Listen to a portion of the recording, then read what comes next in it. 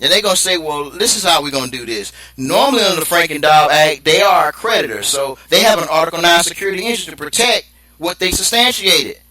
They already getting 2 for 1, and everything beyond 2 for 1, you finna cover that cost, Mr. Banker, or Bank of America, or Wells Fargo, whoever you are today. You know, you're going to cover that.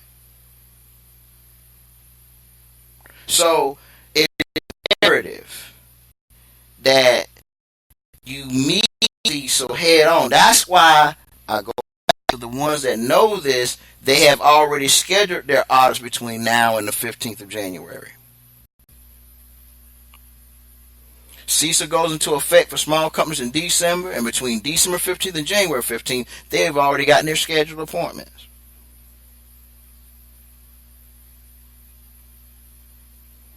They just want a clean bill of health. See, when you remove cancer, you got to remove all parts of cancer, even the cancerous cells that may become cancerous later on. And so, if these banks put you out the fold, then you got to have something of substance to bring you back, to the drawing board, at least back to the zero balance. So that's what I'm alluding to and what we're saying. So that kind of makes a little more sense to you.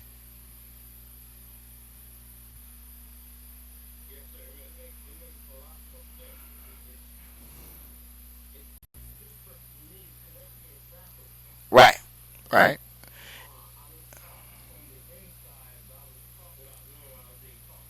Right, right. They.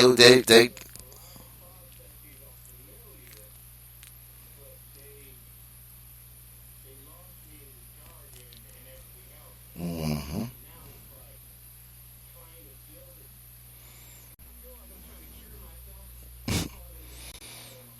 Right. That's literally what it is. It's the connotative. You're trying to rid yourself of the connotative thought process. So as long as you deduce it to math, the connotative concept is not part of your accounting. It's not connotative when you're dealing with math. It's connotative when you're just dealing with everything but math. If you're dealing with everything with math, it's no longer connotative, it's denotative. But you can't denote when you don't know. And until you put the math to it, it's up for speculation. Even what we call law, you've never broken a law. You've only violated a code or statute. Because law is legislation. You violate codes. You violate numbers. It's so in our face. Everything of substance has been deduced to numbers. And you got to bring remedy with those numbers. Every code, every statute, there's a numerical equation that goes with it. And there's really a science that goes with it too. We ain't got off into the science yet, but we're getting there. We're about to get there. But I'm glad it's starting to make sense. I'm going to ask one more brother, then we're going to turn all the way up. Because what you're going to hear Catherine talk about with FASB 56, remember, these were the things. Now, we are at the end. December 1st, 2019.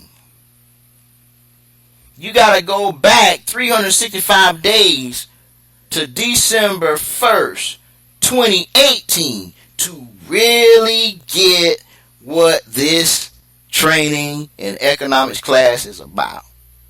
And I'm going to give you that in this next segment. So hopefully this is making more sense to you. All right. Let me see if we got one more. I'm gonna get my brother Nick on here, see if he can, see if I'm make sure he can follow, because I know he's got his group on here with us, so that'll work too. Brother Nicholas, can you hear me? All right. It's making sense to you, brother. Yes, sir. It's making a whole lot of sense. Got one question for you. Sure. It's on the same. It's on the same, but off the same. Okay. I got the $1938 deal. Mm-hmm. Say that they're silver certificate. Okay. Can we measure those? Of course. If you know like I know, you better. And if you got the silver certificate, are they ones or two? They're two denominations. No, it's $1 Okay, yes, sir. You definitely want to ledger them. Definitely want to. I have the actual two. I have the $2 certificate. So definitely. So yeah.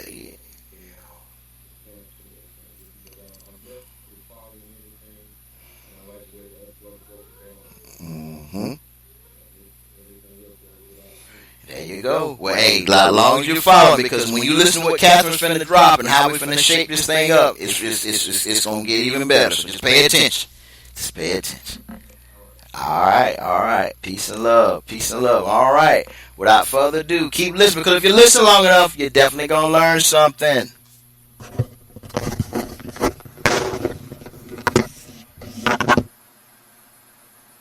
So I think he has done a good job of trying to do that. He's trying to get the global policeman role back into something that is financially sound. So that's what the squabble about China is with.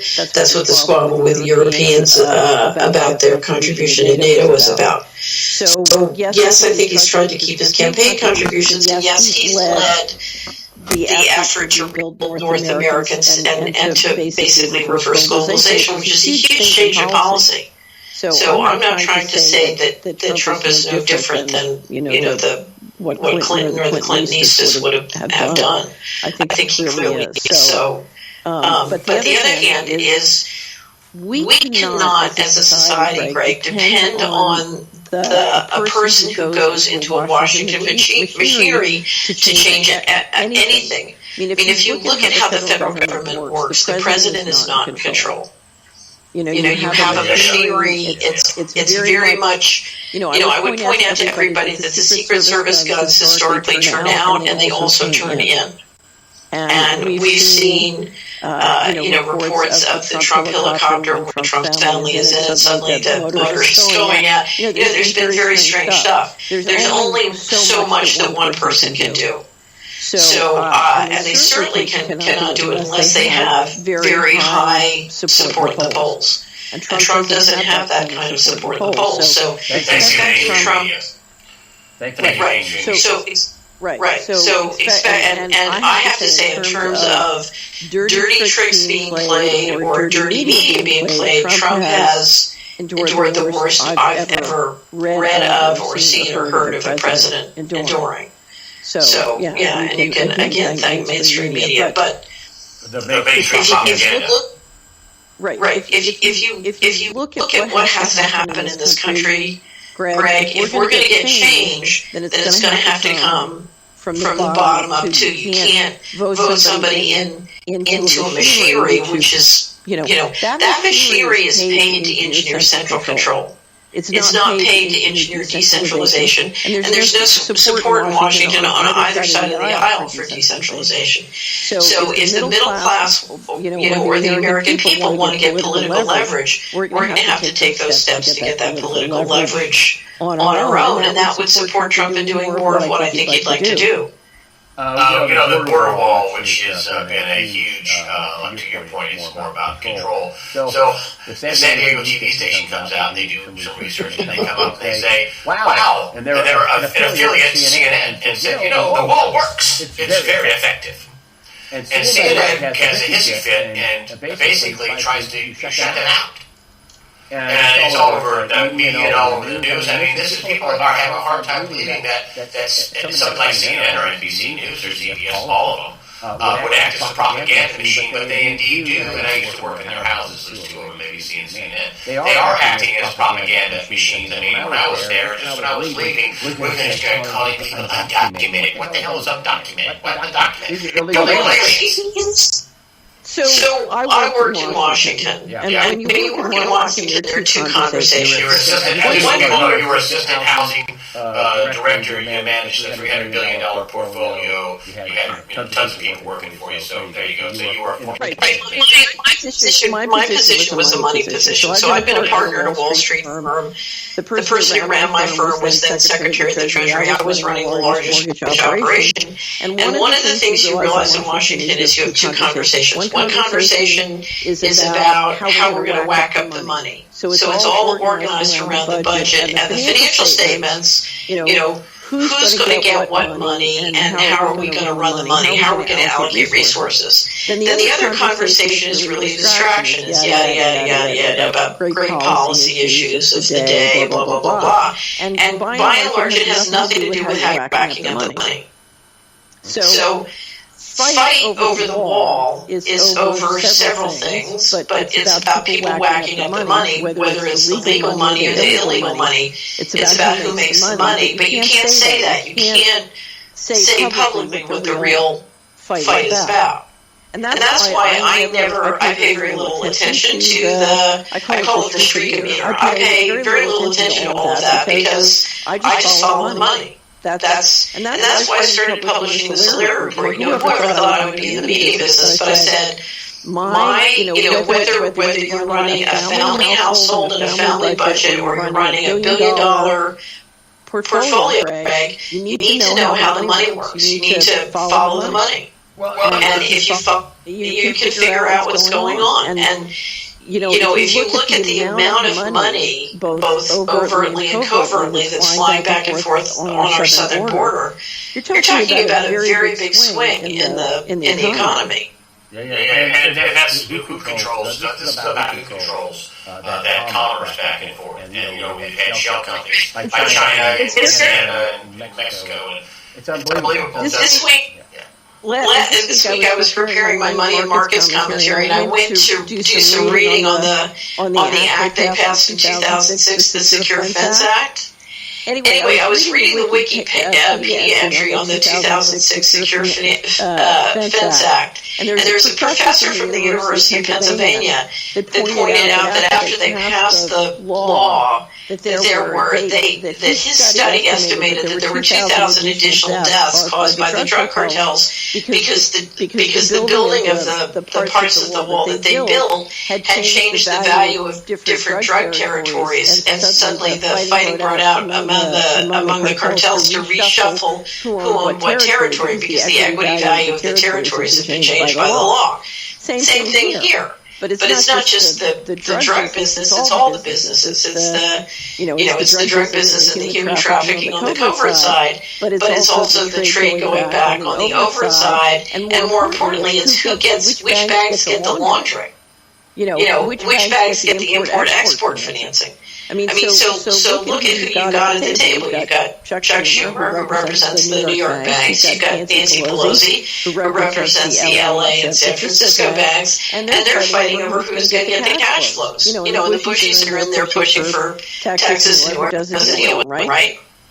Those are big cash flows, and if you look at how leveraged the financial system is, you can leverage those financial systems into huge money. Now, why is the BIS saying they're worried about derivatives? Because when you change the cash flows from one cartel to another, whether they're legal cartels or illegal cartels, you can pick up their derivatives positions. Let's say you move huge cash flows out of the New York and San Francisco banks into the Texas or other banks, whoever's aligned with the Bushies, what happens? It can pick up their derivatives positions.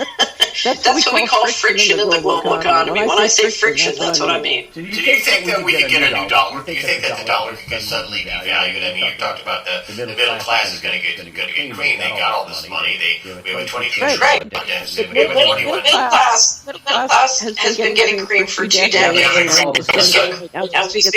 It's not coming. It's here. So we have $21 trillion disappear from the missing money. We have $24+ trillion disappear on the bailouts. Now that $50 trillion has been moved out of the middle class and community pockets, now they're going to raise interest rates, right? Why? So they make more money on the $50 trillion. I'm talking about the media, which had a pretty good take on this. I mean, plus Dr. Martin Skidmore is he's surprised at the Washington Post, which should lead on this. I mean, Huffington Post did a story, but he was surprised, shocked that they lied. That they called it plugs, and they said it all cancels everything out, and the reporter and his bosses, because reporters don't do whatever the hell they want at the Washington Post or ABC or CNN. Their bosses approve their budgets to do stories, and then they do editorial on those sources. So it is the Washington Post, not some dipwad reporter. He basically said, oh, that $1 trillion is a big one. And they got Ocasio-Cortez out there, the Huffington Post